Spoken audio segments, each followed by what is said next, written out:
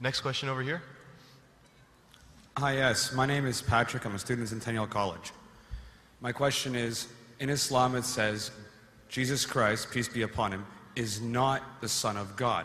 When we are all children of Allah and born of mother and father, for he is only born of a mother, why is he not the Son of God? Brother Patrick asked a very good question, a very important question. He said that why in Islam is Jesus Christ, peace be upon him, not considered as Son of God?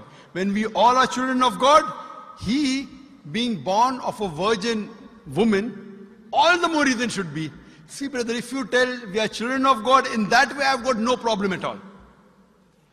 If you read the biblical language, if you say that we are children of God and Jesus is Son of God, in that context, meaning he is person who follows the commandment of God, most verily all the messengers of God, they are sons of God. But the problem is, if someone says he is not a normal son, but he is the begotten son, then there's a problem. Because if you read the Bible have got sons, the God has got sons by the tons.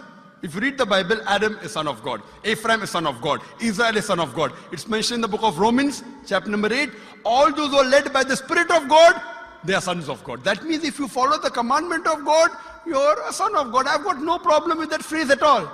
But today, that phrase has been misunderstood. You know, for example, if a young son asks me a question, I said, Beta, son, it's a very good question. He won't mind because I'm elderly, you know. But if I say that begotten son, that means I'm insinuating him. You know, maybe he'll punch me. Fine. So what do you realize? That using the phrase son of God, in the context that we are children of God, we have no problem. So in that context, all the human beings who follow the commandments of God can be called children of God. No problem. But what the Christian says, that no, Jesus Christ, peace, but it's not a normal son. And he quotes Gospel of John, chapter number 3, verse number 16. For God so loved the world that he gave his only begotten son. Whosoever believeth in him shall not die but have everlasting life. Correct, brother? So do you believe Jesus is the begotten son of God? I do. You believe, fine. Now this verse which I quoted, Gospel of John, chapter number 3, verse number 16, it's from King James Version.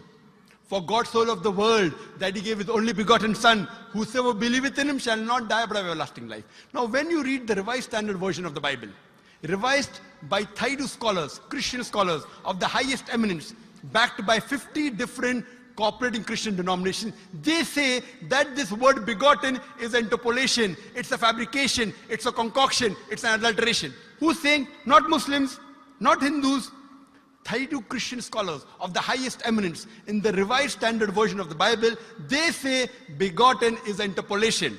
It's a fabrication, it's a concoction, and they're thrown out of the Bible. So if you say Jesus is Son of God, like Adam, like Ephraim, like Israel, I have no problem. The moment you say begotten, I want to ask you the question, what is the meaning of begotten? Brother, what is the meaning of begotten? You know, begetting is an animal act. It's the function of lower animals of sex. And when you say that he was born to Mother Mary, virgin, what are you insinuating? And if you say, because Jesus Christ, peace be upon him, is God or Son of God, because he was born to Mother Mary, Quran gives the reply in Surah Imran, chapter number 3, verse number 59. Inna masala Isa indallahi ka masala Adam. Khalaqa min turab. That when they say the similitude of Jesus in front of Allah is the same as Adam. They were born from dust and said, be and it was. If you say that Jesus Christ is God because he had no father and only mother, then Adam, peace be upon him, is a greater God. He had no mother and no father according to the Bible. MashaAllah, you're clapping. I like it. So if you say Jesus is God because he had no father, only mother, Adam is a greater God, peace be upon him. He had no mother, he had no father. I never referred to him as a God, but Son of God. That's right. Fine. So Adam is a bigger son of God. Right or wrong? By your definition, Adam would be a god, for he has no mother nor no father. Not my definition, not my definition. By the definition of the Christian missionaries. By my definition, he is a messenger of God. Because God cannot beget. I told you in my talk. Lam yalid wa lam yulad. He begets not, nor is he begotten. The moment God begets, he is not God. Son of God meaning pious person, I agree. That's the reason Allah subhanahu wa ta'ala in the Quran, in 99 attributes, he has missed out Ab, father. Why? It's a good attribute, but Allah did not mention Ab meaning father because people started having wrong meaning of the word father. So he used the more difficult word Rab, but did not use Ab. Logically it's fine, but Almighty Allah subhanahu wa ta'ala purposely did not use the attribute Ab in the Quran because people will misunderstand. That's the reason English-wise, saying Jesus is the Son of God, meaning messenger of God, I'm with you. But the moment you say begotten Son, I have objection. So you say Jesus is a messenger of God, I say peace be upon him after his name. So I respect Jesus Christ, peace be upon him, more than you, Brother Patrick.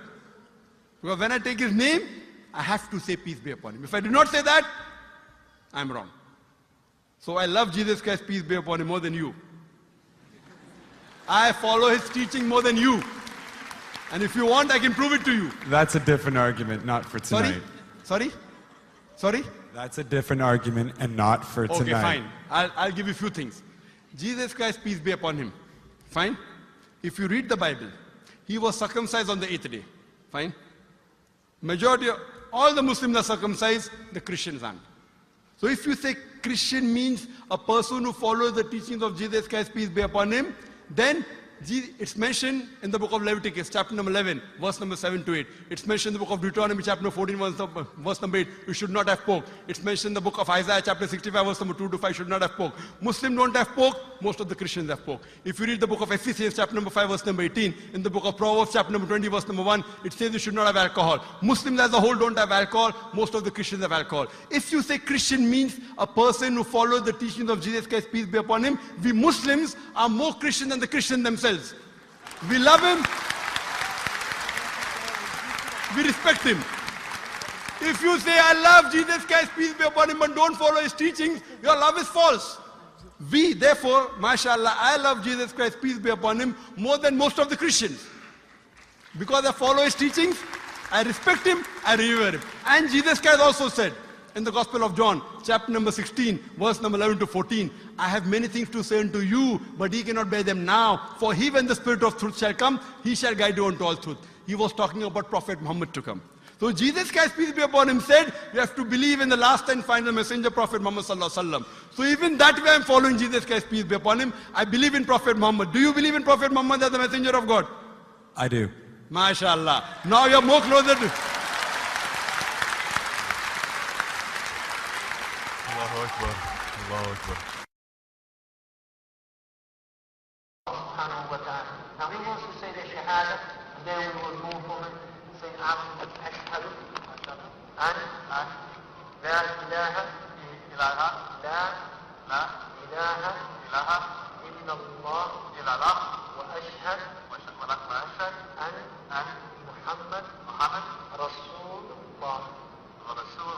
رسول الله. I'm more excited than him. الله أكبر. الله أكبر. الله